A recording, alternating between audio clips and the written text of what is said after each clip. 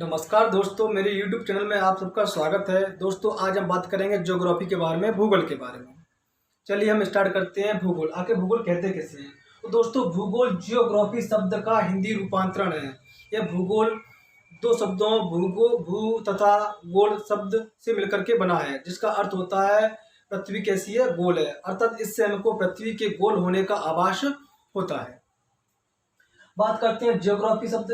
तो ज्योग्राफी शब्द को का प्रतिपादन सबसे पहले एरिस्टोस्थेनीज, जो कि यूनान के रहने वाले थे, इन्होंने सबसे पहले इसका प्रतिपादन किया था।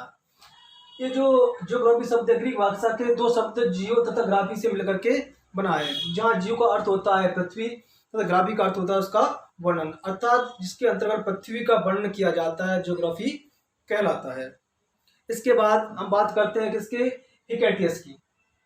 हिकैटियस ने अपनी एक पुस्तक लिखी जिससे हम जस्ट पीरियड्स के नाम से जानते हैं, जिसका अर्थ होता है पृथ्वी का वर्णन।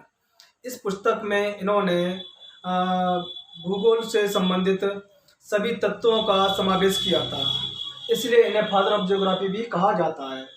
लेकिन हिकैटियस ने सबसे पहले भूगोल का नामकरण किया था तथा इन्होंने सभी भौगोलिक जो भी घटनाएं होती हैं उनका क्रमबद्ध तरीके से उन्होंने अध्ययन किया था और इसके बारे में व्याख्या की थी, इसीलिए इन्हें वर्तमान भूगोल का पिता एरिस्टोस्थेनीज को माना गया है। दोस्तों, हम बात करें आखिर भूगोल कहते किसे हैं, क्या होता है भूगोल, इसकी परिभाषा क्या है? तो हम सीधे शब्दों में कह सकते हैं कि भूगोल विज्ञान की वह शाखा है जिसके अंतर्गत पृथ्वी तथा उससे संबंधित सभी स्थितियों का अध्ययन एवं वर्णन किया जाता है, विश्लेषण किया जाता है, भूगोल कहलाता है। क्लैडियस टोलेमी की परिभाषा के अनुसार उन्होंने कहा था कि भूगोल पृथ्वी की कल्पना को स्वर्ग में देखने वाले आभायमान विज्ञान को हम क्या कहते हैं, भूगोल कहते हैं। जबकि आर्थर होम्स नामक वैज्ञानिक थे, उन्होंने कहा था कि जो भूगोल है, भूगोल पृथ्वी के उस भाग का अध्ययन है जो कि मानव के रहने का स्थान है। इस प्रकार अलग अलग वैज्ञानिकों ने अपने अपने हिसाब से अपनी अपनी परिभाषाएं दी थी।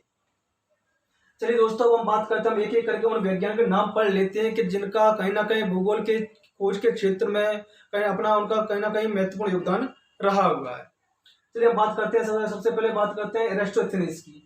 तो एरिस्टोस्थेनीज से पहले वो व्यक्ति थे जिन्होंने सबसे पहले इस भूगोल को ज्योग्राफी शब्द कह करके इन्होंने संबोधित किया था, अर्थात इसी वजह से इन्हें फादर ऑफ ज्योग्राफी भी कहा जाता है, अर्थात इन्हें वर्तमान भूगोल का पिता भी माना जाता है। ये यूनान के रहने वाले थे तथा इन्होंने 276 टू 194 ईसा पूर्व के बीच में इन्होंने भूगोल से संबंधित अपनी कुछ खोजें की थी तथा उनसे संबंधित इन्होंने वर्णन किया था। आगे चल करके हिकैटियस नाम के वैज्ञानिक आए, इन्होंने अपनी एक पुस्तक लिखी जिसको हम जस्ट पीरियड्स के नाम से भी जानते हैं, जिसमें पृथ्वी के वर्णन के बारे में इसमें व्याख्या की गई है। दोस्तों, हम ये पता है हम जो 19वीं सदी में जो भूगोल था उसको एक स्वतंत्र विषय के रूप में मान्यता मिली है, लेकिन इससे पहले ये सिर्फ विज्ञान की एक अलग एक शाखा हुआ करती थी। लेकिन 19वीं सदी में जाकर के 19वीं सेंचुरी में जाकर के इसको एक अलग विषय के रूप में मान्यता मिल पाई थी। चलिए दोस्तों, हमने यहाँ तक एरिस्टोस्थेनीज के बारे में समझ लिया है और हिकैटियस के बारे में भी समझ लिया है। ध्यान रखना दोस्तों, ये दोनों ही वैज्ञानिक को फादर ऑफ ज्योग्राफी भी कहा जाता है। तो ध्यान रखना, वर्तमान भूगोल का पिता अगर आता है तो एरिस्टोस्थेनीज का हम याद रखेंगे, जबकि प्राचीन भूगोल का पिता अगर कहा जाता है तो हम किसको याद रखेंगे, हिकैटियस को हम याद रखेंगे। चलिए बात करते हैं क्लैडियस टोलेमी।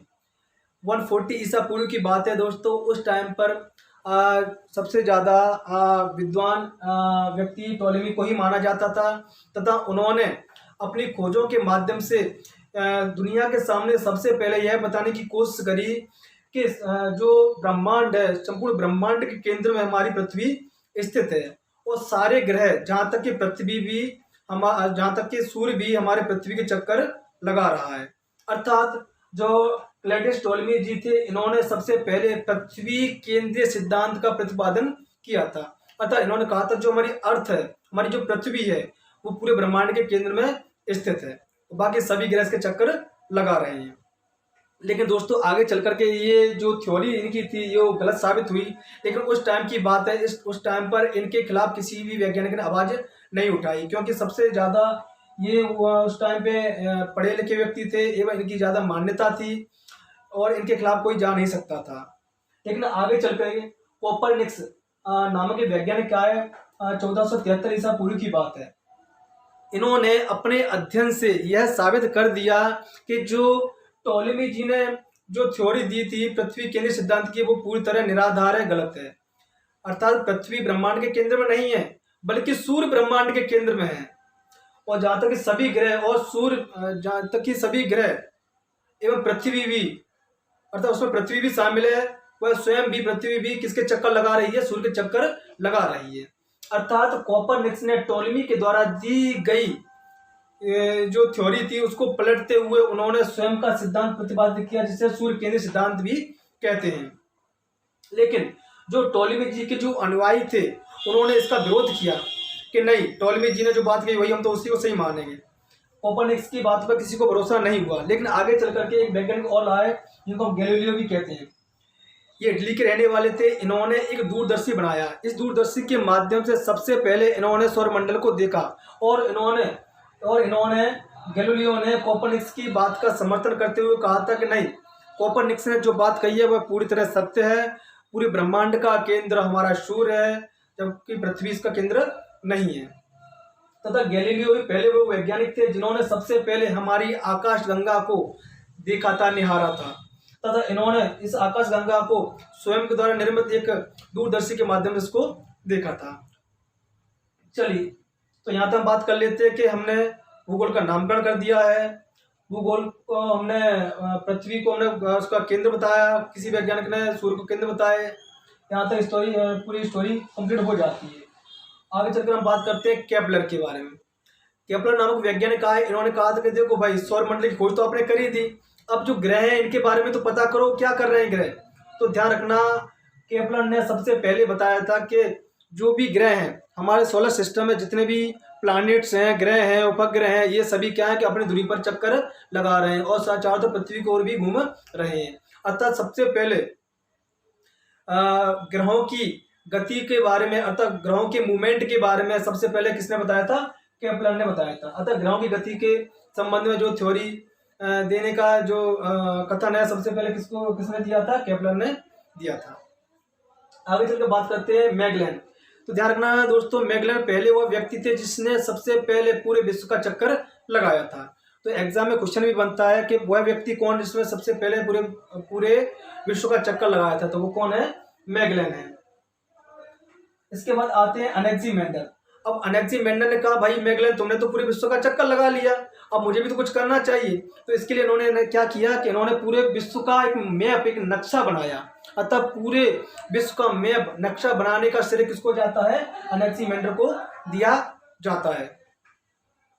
चलिए आगे चलकर बात करते हैं मॉर्टिन बेहम। इसके बाद एक वैज्ञानिक और आया जिसको मॉर्टिन बेहम के नाम से जानते हैं। इन्होंने सबसे महत्वपूर्ण काम इन्होंने ही किया है। इन्होंने सबसे पहले पृथ्वी पर रह करके पृथ्वी की एक आभायमान कल्पना को पृथ्वी पर दिखाने की कोशिश करी। अर्थात कहने का मतलब ये है कि जो मॉर्टिन बेहम थे, इन्होंने सबसे पहला ग्लोब बनाया।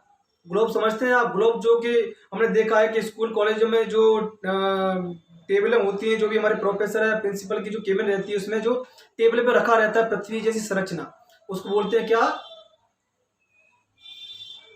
ग्लोब बोलेंगे उसको, ठीक है ना। तो सबसे पहले मॉर्टिन जो बेहम थे, इन्होंने सबसे पहले क्या बनाया? ग्लोब का निर्माण किया। और इस प्रकार हमारी पृथ्वी से संबंधित बहुत सारी खोजें हमें यहाँ पर देखने को मिलती हैं। धन्यवाद। चलिए अब हम आगे बात करते हैं भूगोल की शाखाएं। तो इसकी कौन कौन सी शाखाएं हैं, कौन कौन सी ब्रांचें हैं। तो ध्यान रखना, भूगोल को हमने दो भागों में बांटा है, भौतिक भूगोल और मानव भूगोल। तो भौतिक भूगोल में वे भौगोलिक घटना है जो कहीं ना कहीं पृथ्वी को कहीं ना कहीं प्रत्यक्ष रूप से या अप्रत्यक्ष रूप से प्रभावित करती है। तो भूगोल में जैसे जलवायु विज्ञान है, मृदा भूगोल है, चिकित्सा भूगोल है, जैव विज्ञान भूगोल है, ऐसे बहुत सारी शाखाएं इसके अंतर्गत आती हैं। जबकि मानव भूगोल जो कहीं ना कहीं सीधे मानव से संबंधित होती है, जैसे जो कहीं ना कहीं मानव के क्रियाकलाप से संबंधित होती है, उसको हम कहेंगे मानव भूगोल। इसके अंतर्गत आर्थिक भूगोल, राजनीतिक भूगोल, जननांकीय भूगोल, सांस्कृतिक भूगोल, कृषि भूगोल, पर्यावरण भूगोल, परिवहन भूगोल, नगरीय भूगोल, ऐतिहासिक भूगोल, अधिवास भूगोल आदि इसकी शाखाएं इसमें आती हैं।